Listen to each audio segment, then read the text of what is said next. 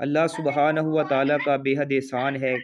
کہ جس خالق کائنات نے ہمیں دوبارہ اس بابرکت مجلس میں جمع فرمایا ہے۔ یہ نشست صرف رسمی اجتماع نہیں بلکہ فکر کی درستگی، نیت کی اصلاح اور عمل کی تعمیر کی ایک سنجیدہ کوشش ہے۔ یہاں ہم دین کو صرف سننے کے لیے نہیں بلکہ عمل کرنے کے لیے سیکھتے ہیں۔ تو یہ مجلس ہمیں یاد دلاتی ہے کہ علم اگر دل تک نہ پہنچے تو وہ بوجھ بن جاتا ہے،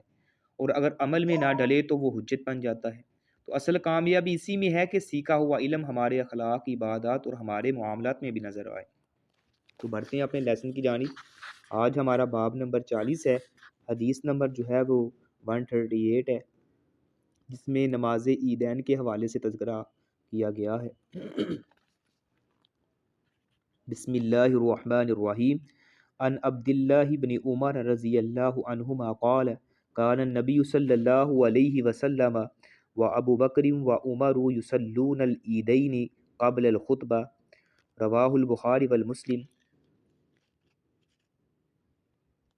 حضرت عبداللہ بن عمر رضی اللہ تعالیٰ عنہ سے روایت ہے کہ نبی کریم صلی اللہ علیہ وآلہ وسلم حضرت ابو بکر اور حضرت عمر فاروق رضی اللہ عنہم عیدین کی نماز خطبہ سے پہلے پڑھا کرتے تھے۔ یعنی اس حدیث کا مفہوم یہ ہے کہ نبی علیہ الصلوۃ والسلام اور خلفائے راشدین لوگوں کو پہلے عید کی نماز پڑھاتے اور پھر خطبہ عید ارشاد فرماتے تھے۔ تو عید کی نماز پہلے پڑھائی جائے گی اور بعد میں خطبہ جو ہے وہ خطبہ عید دیا جائے گا۔ یہی مسنون طریقہ ہے جو نبی علیہ الصلوۃ والسلام اور اسی طرح آپ علیہ الصلوۃ والسلام کے صحابہ یعنی خلفائے راشدین کا بھی یہی طریقہ ہوا کرتا تھا۔ یعنی پہلے عید کی نماز پڑھی جائے گی، اس کے بعد جو ہے وہ خطبہ عید جو ہے وہ دیا جائے گا۔ حدیث نمبر 139 ہے۔ ان براء بن عازب رضی اللہ عنہما قال خاطبنا النبی صلی اللہ علیہ وسلم یوم الاضحیٰ بعد الصلاة فقال من صلی صلاتنا ونسک نسکنا فقد اصاب النسک ومن نسک قبل الصلاة فلا نسک له فقال ابو بردۃ بن نیار خال البراء بن عازب یا رسول اللہ صلی اللہ علیہ وسلم انی نسقت شاتی قبل الصلاة وعرفت ان اليوم یوم اکل وشرب واحببت ان تکون شاتی اول ما یذبح فی بیتی فذبحت شاتی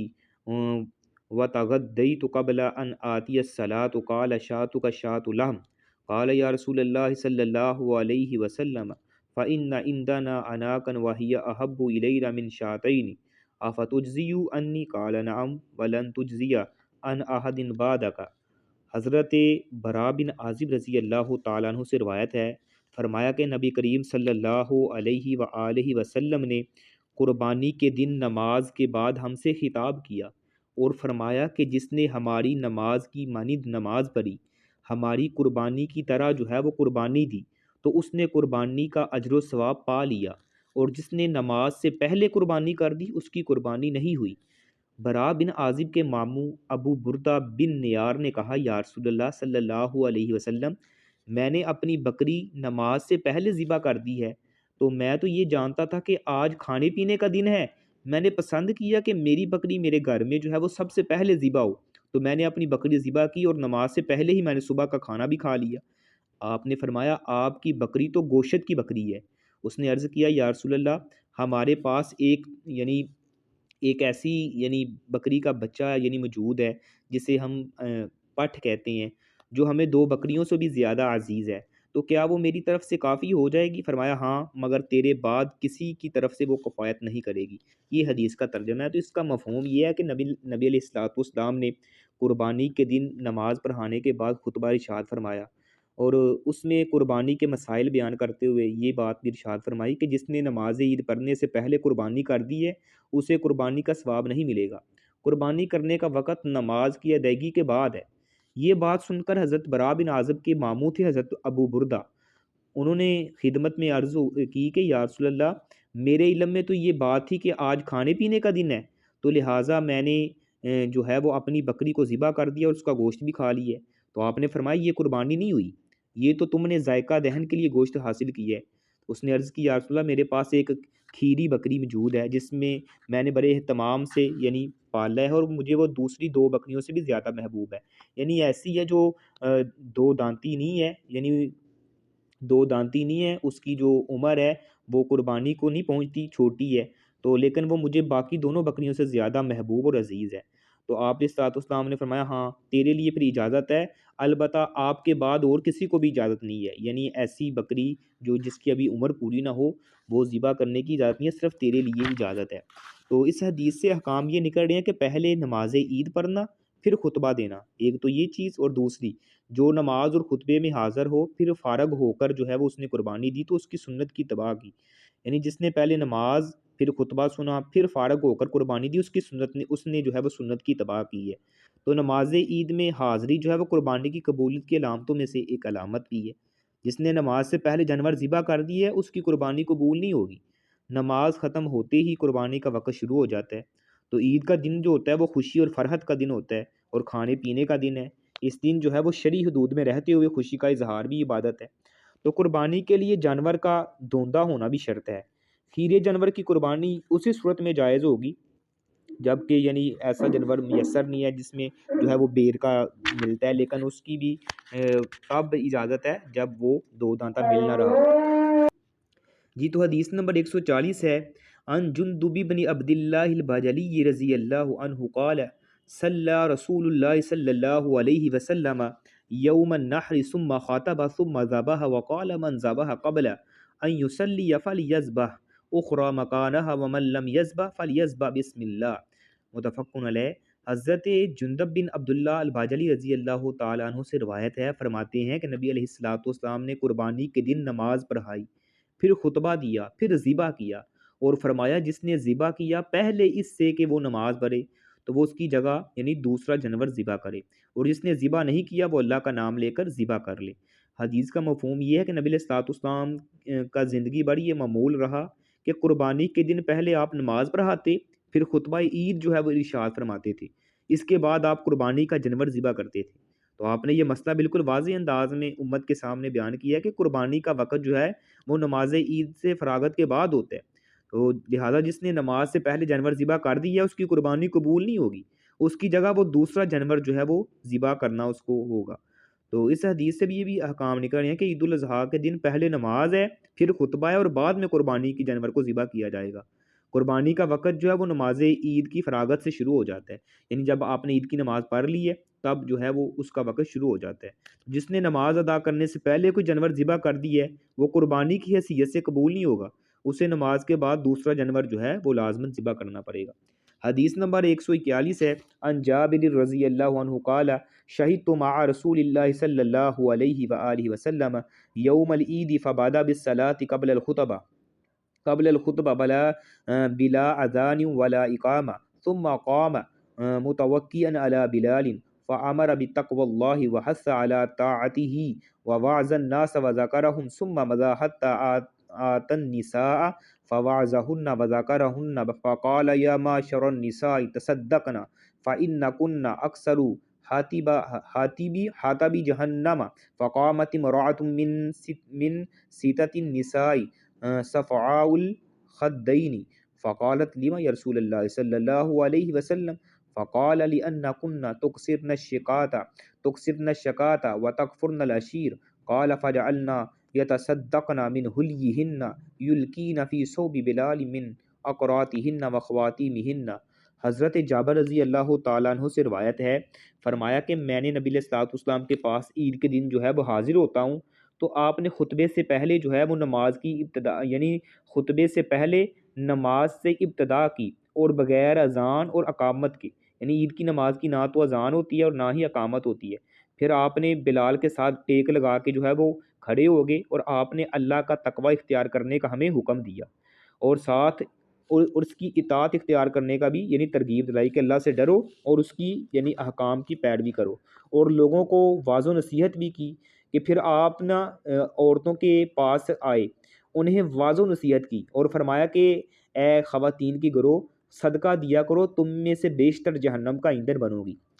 یعنی آپ علیہ الصلوۃ والسلام نے خطبہ دینے کے بعد جو ہے وہ خواتین کی جماعت کے پاس سے گزرے اور ان کو جو ہے وہ واعظ و نصیحت فرمائی کہ اے خواتین کی جماعت صدقہ کیا کرو کیونکہ تم میں سے بیشتر جو ہے وہ جہنم کا ایندھن بنے گی۔ تو خواتین کے درمیان میں نا ایک سیاہ رنگ کی عورت تھی، وہ کھڑی ہو گئی اور اس نے عرض کیا یا رسول اللہ صلی اللہ علیہ وسلم، آپ نے فرمایا ہے کہ اس لیے صدقہ کیا کرو کہ یعنی کس وجہ سے صدقہ کیا کریں، کس وجہ سے جو ہے وہ عورتوں کی جو تعداد ہے وہ جہنم میں زیادہ جائے گی؟ تو آپ نے فرمایا اس لیے کہ تم شکوے شکایت بہت زیادہ کرتی ہو، یعنی شکایات اور شکوے بہت زیادہ کرتی ہو، اور ساتھ فرمایا اپنے خاوند کی نافرمانی اور ناقدری کرتی ہو۔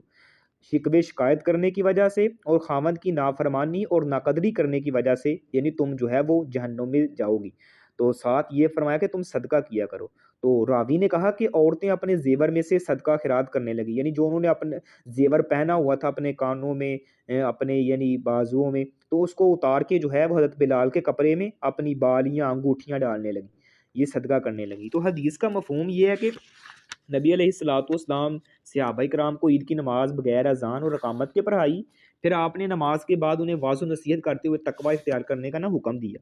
اور اللہ تعالیٰ کے جتنے بھی جملہ احکامات ہیں ان پر عمل کرنے کی ترغیب بھی دلاتے ہیں۔ تو اس کے بعد عورتوں کے مجمع کی طرف تشریف لے گئے، انہیں واعظ و نصیحت کرتے ہوئے ارشاد فرمایا کہ تم کثرت سے صدقہ خیرات کیا کرو، تو اکثر خواتین جو ہیں وہ جہنم کا ایندھن بنے گی۔ تو محفل میں ایک جو ہے وہ خاتون تھی، وہ اٹھ کر کھڑی ہو گئی اور با ادب انداز میں نا اس نے عرض کیا کہ یا رسول اللہ، عورتوں کے زیادہ جہنم میں جانے کا سبب کیا چیز ہے؟ تو آپ نے فرمایا وہ خواتین جو ہوتی ہیں وہ اکثر بیشتر جو ہے وہ شکوے شکایات میں مشغول رہتی ہیں، اور اپنے خامدوں کی معمولی سی کوتاہی پر بھی نہ شکری اور نہ قدری کا یعنی بھرپور مظاہرہ کرتی ہیں۔ تو اس کے بعد یہ منظر دیکھنے میں آیا کہ عورتوں نے صدقہ خیرات میں بڑھ چڑھ کر حصہ لیا، انہوں نے اپنی بالیاں انگوٹھیاں اتار کر حضرت بلال کی جولی میں پھینکنا شروع کر دی۔ تو اس حدیث سے احکام یہ نکل رہے ہیں کہ نماز عید بغیر اذان اور اقامت کے پڑھی جاتی ہیں، اور اسی طرح خطیب کے لیے مستحب یہ ہے کہ وہ کھڑا ہو کر جو ہے وہ خطبہ دے گا۔ تو خطبہ عید کے لیے مناسب یہ ہے کہ یعنی مقتضائے حال کے مطابق جو ہے وہ خطبہ جو ہے وہ عید ارشاد فرمایا، یعنی حالات کے مطابق جو ہے اس میں احکامات اور واعظ و نصیحت کی جائے۔ تو اگر عورتیں مردوں سے فاصلے پر بیٹھی ہوئی ہوں تو ان تک واعظ و نصیحت کی آواز نہ پہنچے تو ان کے پاس جا کر بھی ان کو واعظ و نصیحت کی جا سکتی ہے۔ تو عورتیں جو ہیں وہ نبی پاک کے زمانے میں نماز عید یعنی اس عیدگاہ میں جا کر پڑھا کرتی تھی جہاں مرد بھی پڑھتے تھے، تو عورتوں کے لیے مردوں سے الگ اہتمام کیا جائے۔ بےہودہ گوئی، نہ شکری اور نہ قدری اور کفران نعمت جو ہے وہ بسا اوقات جہنم میں جانے کا سبب بن سکتی ہے، یعنی نہ شکری کرنا، نہ قدری کرنا اور اللہ کی نعمتوں، اور اسی طرح جو ہے اپنے گھر میں خامد کی نشکری کرتے رہنا اس طرح، تو یہ چیزیں جو ہیں بسا اوقات جہنم میں جانے کا سبب بنتی ہیں۔ تو اس لیے اللہ کی رضا پہ راضی رہنا چاہیے، اور جو ہے اگر گھر میں کوئی پریشانی چھوٹی موٹی کوئی آ بھی جاتی ہے تو اس کو اگنور کرنا چاہیے۔ آپ نے یعنی آپ تو خوش قسمت ہیں، اس دور میں جی رہی ہیں کہ جس میں ہر جو ہے آپ کو فیسلٹیز ملتی ہیں، ہر قسم کی یعنی سہولیات ہیں۔ پہلے زمانوں کے اگر دیکھا جائے، صحابیات کو دیکھا جائے، کس قدر وہ مشقت دور میں اور کس قدر جو ہے وہ مصیبت بری زندگی بسر کرتی تھی، اس کے باوجود ان کی زبان پر اللہ کا ذکر اور اللہ کی جو ہے وہ حمدی جاری ہوا کرتی تھی۔ حضرت خدیجہ رضی اللہ تعالی عنہا، اسی طرح حضرت فاطمہ رضی اللہ تعالی عنہا کو دیکھ لیں، حضرت عائشہ رضی اللہ تعالیٰ عنہ کو دیکھ لیں، یعنی گھر میں جو ہے وہ یعنی کتنے کتنے دن اور کتنے کتنے جو ہے مہینے وہ چولہا نہیں جلتا، لیکن اس کے باوجود ان کی زبان پر کبھی ناشکری نہیں آئی، بلکہ اللہ کی جو ہے وہ حمد و ثنا کرنے والی، اللہ کی عبادات رات کو بھی اٹھ کے دن کو بھی اٹھ کے، اور یہ جو دن جا رہے ہیں، یہ سردی کا موسم ہے، موسم یعنی خزاں ہے، یہ تو مومن کے لیے بہار کا موسم کہا گیا ہے، یعنی الشتاء ربیع المومن، یعنی یہ مومنوں کے لیے سردی کا موسم بہار کا موسم ہے۔ نبی پاک کی حدیث ہے، یعنی بہار کا موسم کیسی ہے بھئی، اس کے دن جو ہوتے ہیں وہ چھوٹے ہوتے ہیں اور راتیں اس کی لمبی ہوتی ہیں، تو دن چھوٹے ہونے اور راتیں لمبی ہونے سے مومن کے لیے بہار کا موسم کیسے بنا؟ اس کی یہ وضاحت ہے کہ بھئی دن چھوٹے ہوتے ہیں تو ایک مومن بندہ جو ہے وہ اس میں دن کو روزہ رکھتا ہے، اور راتیں لمبی ہیں تو رات کو اٹھ کے قیام کرتا ہے، اللہ کی عبادت کرتا ہے، صدقہ خیرات بھی کرتا ہے، قرآن مجید کی تلاوت بھی کرتا ہے، یعنی نوافل بھی ادا کرتا ہے۔ تو اس لیے یہ مومن کے لیے بہار کا موسم ہے۔ جیسے بہار کا موسم آتا ہے، دیگر جو ہے وہ جانور ہیں، پرندے وغیرہ ہیں، وہ اللہ تعالیٰ کی بہاروں کو، نعمتوں کو کھا کے موٹے تازہ ہو جاتے ہیں، تو ایک مومن جو بندہ ہوتا ہے وہ روحانی طور پہ جو ہے اللہ کی عبادت کر کے جو ہے وہ عبادت کے ساتھ اپنے آپ کو یعنی نیکیوں کے ساتھ مالا مال کر لیتا ہے۔ تو اس لیے یہ دن جو ہیں بڑے عبادت کے دن ہیں، اس دن کو ایسے نہ جانے دیں، اللہ کی عبادت کیا کریں۔ راتیں اتنی لمبی ہیں، انسان سو سو کے جو ہے وہ اس کا جسم درد کرنے لگ جاتا ہے، تو اس لیے کچھ ٹائم اللہ کی بارگاہ میں کھڑے ہو کر گریہ زاری کر کے نوافل ادا کر کے اللہ کے حضور جو ہے وہ اپنی حاجات مناجات رکھیں، انشاءاللہ اللہ قبول فرمائے گا۔ قرآن مجید کی تلاوت کریں، اسی طرح جو ہے وہ نفل و نوافل کا اہتمام کریں، دن کو روزے رکھیں۔ ہاں آپ نہیں روزہ رکھ سکتے، جمعرات اور سوموار کا روزہ رکھ لیا کریں، لیکن روزے کے ساتھ بھی اپنے خامند سے اجازت، نفلی روزہ رکھنے کے لیے اپنے خامند سے اجازت کو بھی ساتھ جو ہے اس کو بھی شامل ہونا چاہیے۔ تو یہ چیزیں جو ہیں مومن کے لیے بہار کا موسم ہے، اس لیے ان کی یعنی حالات کو دیکھا جائے صحابیات کے، تو وہ کس قدر اس دور میں کچھ کھانے کو نہیں ملتا، پہننے کے لیے بھی چند یعنی ایسے کپڑے وغیرہ ہوا کرتے تھے، لیکن ان کا معمول پھر بھی عبادت کے ساتھ بڑا جو ہے وہ اچھا ایک ریلیشن شپ تھا۔ لیکن آج ہمارے حالات دیکھ لیں، اللہ تعالیٰ نے کتنے ہمیں نعمتیں عطا کی ہیں۔ اگر کپڑوں کی بات کی جائے تو انسان کتنے کپڑے پہنتا ہے، بنیان پہنتا ہے، اوپر جو ہے وہ قمیض پہنتا ہے، پھر اوپر جو ہے وہ یعنی جرسی پہنتا ہے، باسکٹ پہنتا ہے، کوٹ پہنتا ہے، کیپ پہنتا ہے، دستانے پہنتا ہے، جرابیں پہنتا ہے، شوز پہنتا ہے۔ کتنی اللہ تعالیٰ کی نعمتیں، اس کے باوجود انسان ناشکری کرے تو اس سے اللہ بھی ناراض ہوتا ہے، اور یعنی یہ چیزیں ناشکری جو ہے وہ انسان کو جہنم میں لے جانے کا بھی سبب بنتی ہے۔ اس لیے اگر کوئی کمی کوتاہی آ بھی جائے تو بہتر طریقہ یہی ہے کہ آپس میں کمپرومائز کرنا چاہیے، کیونکہ ہر گھر میں کوئی ایسا نہیں ہے کہ ہر کوئی جو ہے وہ فرشتے اور یہ ہو رہی ہیں دنیا کے اندر، نہیں بھی انسان ہے، کوئی خطا ہو بھی جاتی ہے، انسان نسیان سے ہے، اگر کوئی کمی کوتاہی ہو بھی جائے اس کو یا تو برداشت کریں، ہاں اگر نہیں برداشت کر سکتے اس کو کمپرومائز کے ساتھ اس کو حل کریں، تو یہ آسان طریقہ ہے، یہاں سے یعنی جو ہے گھر کے اندر جو ہے وہ برکت ہوتی ہے۔ ادروائز جو ہے وہ فساد ہوگا تو شیطان خوش ہوتا ہے اور گھروں سے برکت ختم ہو جاتی ہے۔ تو حدیث نمبر 142 ہے، ان عطیہ نصیحۃ الانصاری رضی اللہ عنہ قالت امرنا النبی صلی اللہ علیہ وسلم ان نخرج فی العیدین العواتق وذوات الخضور وامر الحیض ان یعتزلن مصلی المسلمین وفی لفظ كنا نعمر ان نخرج یوم العید حتی نخرج البقر من خدرها وحتی نخرج الحیض فیکبرن بتکبیرہم ویدعون بدعائہم یرجون برکات ذالک اليوم وزہرتہ۔ حضرت عطیہ نصیبہ انصاری رضی اللہ تعالی عنہ سے روایت ہے، فرماتی ہیں کہ ہمیں نبی کریم صلی اللہ علیہ وآلہ وسلم نے حکم دیا کہ ہم عیدین میں جوان لڑکیاں اور پردے دار خواتین کو لے کر نکلیں، اور حتیٰ کہ ایسی عورتیں بھی یعنی جن پر نماز فرض نہیں ہوتی، یعنی مخصوص ایام میں ہوتی ہیں، ان عورتوں کو بھی حکم دیا کہ وہ بھی مسلمانوں کے یعنی اس اجتماع میں شامل ہوں۔ ہاں وہ نماز کی جگہ سے، نماز کے وقت جو ہے وہ جائے نماز سے الگ رہیں، اور تو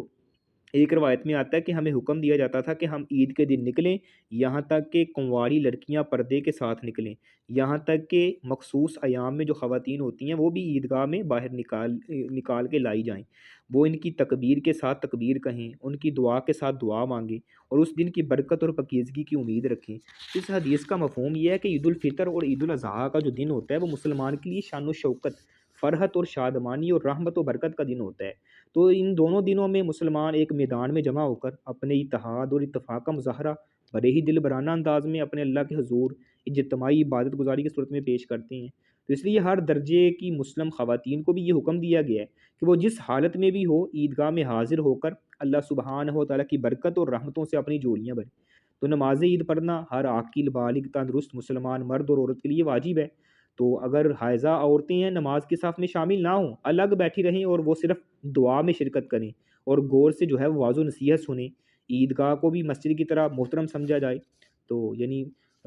خواتین کے لیے دعائیں کرنا اور ذکر الہی کرنا یہ تو جائز ہے، اگر وہ نماز ان پر یعنی مخصوص ایام میں نماز نہ پڑھیں لیکن دعا میں لازماً شرکت کریں، ذکر الہی میں مشغول رہیں۔ تو عیدین میں یعنی تکبیرات بلند آواز سے پڑھتے ہوئے عیدگاہ کی طرف جانا، یہ بھی آپ علیہ السلام کی سنت ہے۔ اللہ اکبر اللہ اکبر لا الہ الا اللہ واللہ اکبر وللہ الحمد۔ تو دیکھا جائے آج کی ان تمام احادیث سے یہ حقیقت واضح ہوتی ہے کہ نماز عید جو ہے وہ اسلام کا عظیم الشان اجتماعی شعار ہے، جس میں عبادت ہے، دعوت ہے، اصلاح اور امت کی ایک اجتماعی تربیت یکجا ہو جاتی ہے۔ تو نبی کریم صلی اللہ علیہ وسلم نے خلفائے راشدین اور صحابہ کرام کا معمول یہ تھا کہ عیدین کی نماز خطبے سے پہلے ادا کی جاتی تھی، نہ اذان ہوتی تھی اور نہ ہی اقامت ہوتی تھی، تاکہ عبادت میں جو ہے وہ یعنی صادق اور اجتماعیت نمایاں رہے۔ تو عید الاضحیٰ کے موقع پر یہ اصول بھی واضح ہے کر دیا گیا کہ قربانی جو ہے وہ نماز عید کے بعد ہی معتبر ہے، یعنی قبول کی جائے گی۔ تو جو نماز سے پہلے ذبح کرے وہ صرف گوشت ہے، قربانی نہیں ہے۔ اس سے عبادات میں ترتیب نبوی کی پابندی کی اہمیت کو بھی اجاگر کیا گیا ہے۔ تو نبی کریم صلی اللہ علیہ وسلم کے خطبات جو عید ہوا کرتے تھے وہ صرف رسمی گفتگو نہیں تھے، بلکہ تقوی، اطاعت، سماجی اصلاح اور عملی دعوت پر مشتمل ہوتے تھے۔ تو خاص طور پر عورتوں کو نصیحت، صدقے کی ترغیب اور ان اسباب کی نشاندہی جن سے انسان جو ہے وہ ہلاکت میں جاتا ہے۔ تو اس بات کی دلیل ہے کہ اسلام عورت کی اصلاح کو بھی اجتماعی نظام کا حصہ بناتا ہے۔